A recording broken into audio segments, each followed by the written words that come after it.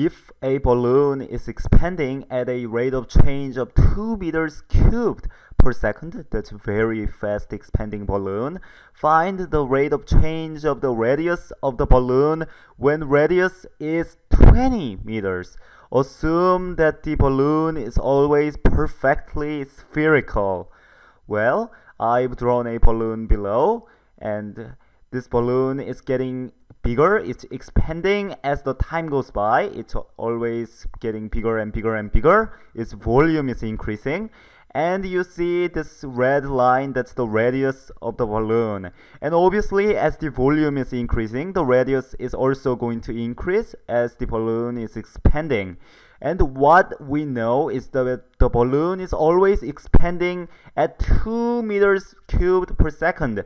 After 1 second, the volume is going to be 2 meters cubed greater than what it used to be a second ago. And we want to find the rate of change, or how fast something is changing. And that something is the radius of the balloon, and you want to find it when this radius is 20 meters. When radius is 20 meters, this balloon is still expanding, and this radius is still on a continuous cycle of increasing. The radius is 20 meters just at that moment, and you want to find the rate of change of the radius at that moment. So how can we do this? Well, we know the rate of change of volume, or dV dt, and you want to find dr dt, and you know what the radius is at this moment. How can we tie this together? Well, we know how to find the volume of a sphere given its radius. The volume of a sphere is 4/3 pi r cubed, as hopefully you have learned from geometry.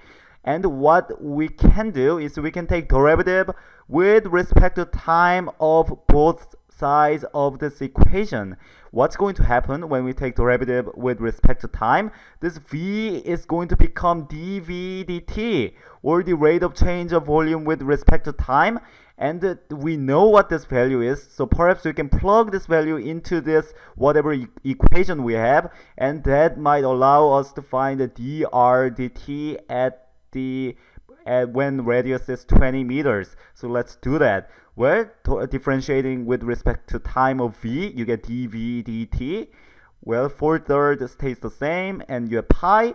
Derivative with respect to time of r cubed, where derivative of r cubed is 3r squared. And since you're taking derivative with respect to time, and this thing is in terms of r, you have to multiply by dr dt.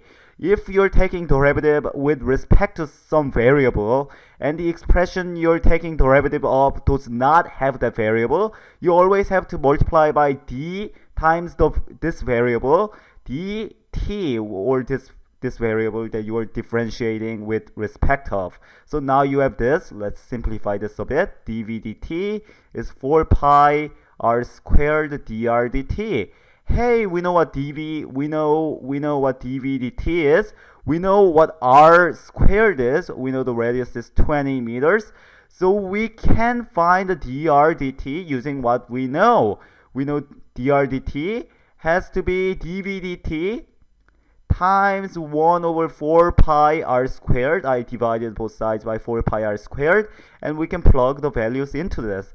dv dt is 2, and you have 1/4 pi, and what's r? R is 20. 4 pi times 20 squared, and that's going to give you 1/800 pi. Did I do that right? Well, that's 400. 2 and 4, you have 1/2. 2 times 400 is 800. So yes, it is. So the radius is changing at the rate of 1/800 pi, and since the radius is linear, it's one-dimensional, the unit is going to be meters per second.